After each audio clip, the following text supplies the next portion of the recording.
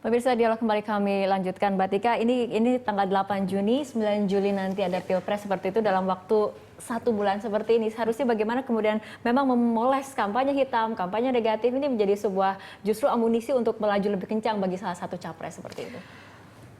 Kalau menurut saya memang kampanye hitam memang tidak layak digunakan ya. Tetapi kalau dalam kondisi yang seperti sekarang dan kita lihat perbandingan antara dua calon itu sangat tipis, maka kampanye hitam adalah salah satu cara yang paling efektif untuk menurunkan lawan secara cepat. Tapi walaupun ini kampanye hitam seharusnya tidak dilakukan ya, seperti itu ya? Tidak dilakukan. Bahkan polisi harus lebih proaktif untuk menindaklanjuti setiap laporan kampanye hitam yang dilakukan oleh siapapun. Karena terutama terkait dengan masalah SARA. Terus terang, kalau misalnya masalah SARA ini dipakai sebagai amunisi untuk menurunkan elektabilitas lawan, itu yang sedang kita pertaruhkan itu adalah bangsa Indonesia. Ya, Indonesia sebagai negara yang majemuk, yang plural. Jadi jangan sampai perbedaan masalah agama, masalah suku itu menjadi dagangan politik. Ya, ini yang sayangnya menjadi satu nuansa yang sering kita temukan menjelang Pilpres ini. Oke. Artinya untuk tim ses sendiri agar kemudian dalam waktu 1 bulan ini efektif untuk bisa menaikkan elektabilitas di tengah serangan kampanye hitam, kampanye negatif, apa yang harusnya dilakukan? Seharusnya kan mereka lebih kreatif ya untuk melakukan model kampanye yang positif. Dan menurut saya beberapa hal sudah dilakukan. Misalnya Jokowi ada pendukungnya yang membuat lagu Bersatu Padu, itu bagus sekali itu. Itu kampanye positif yang menggerakkan, yang inspiratif. Prabowo juga ada pendukungnya yang membuat lagu meskipun diambil dari lagu barat gitu ya, kemudian diadaptasi untuk kepentingan kampanye. Whatever lah, intinya adalah kreatiflah, kemudian lebih positiflah di dalam menggali dukungan masyarakat, termasuk yang paling kurang dari Pilpres 2014, sodorkan visi misi.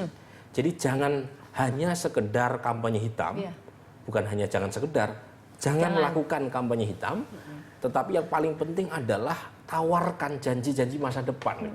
Apa misalnya yang dilakukan oleh Jokowi, oleh Prabowo terkait dengan tantangan global.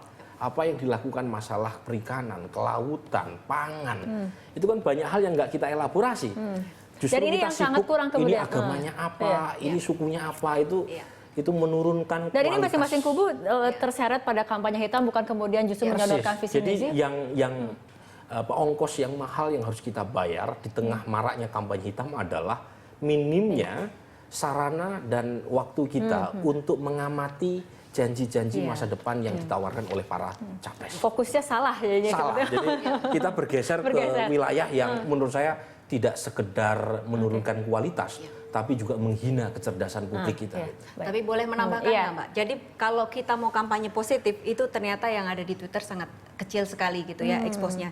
Jadi sedikit sekali. Jadi misalnya, oh ini bikin lagu, ini bikin ini, dibanding dengan kampanye yang negatif, itu jauh lebih mudah. Artinya pemilih juga harus diedukasi bagaimana sebetulnya kampanye hitam ini tidak layak untuk dilakukan seperti itu ya. Betul. Terutama di media sosial ya. Iya betul. Jadi, nah, media sosial kalau tadi kampanye positif jarang mendapatkan perhatian, itu repot juga itu. Karena bagaimanapun media sosial kan yang mengakses kelas menengah. Kelas menengah inilah yang menjadi social influencer gitu ya. Yang seharusnya mereka yang mengawali satu jenis kampanye positif yang bisa diturunkan, bisa tularkan kepada segmen pemilih yang lain. Berarti ini tantangan untuk tim sukses masing-masing capres ya, bagaimana kemudian menularkan kampanye positif dan membuat ini menjadi menarik untuk diperbincangkan. Satu hal, saya sampai sekarang terus terang masih terkagum-kagum gitu ya dengan passionate politik masyarakat kita. Ada satu capres yang berhasil menggerakkan partisipasi sumbangan publik sampai miliaran.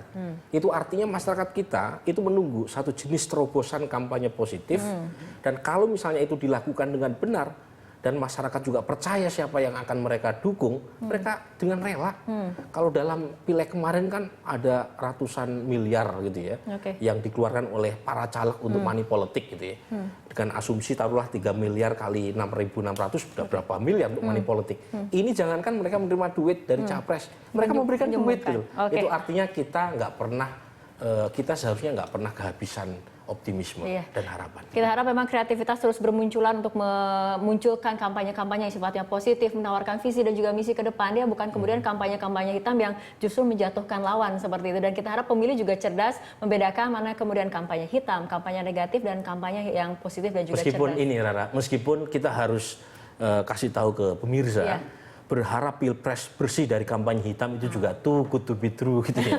Tetapi setidaknya But para someday capres dan mungkin, timnya itu mengawali Iya. satu jenis kampanye yang Betul. positif. Baik, terima kasih Mas Burhanuddin dan juga Mbak Tika telah hadir bersama kami di Studio Berita 1. Ya. Terima kasih.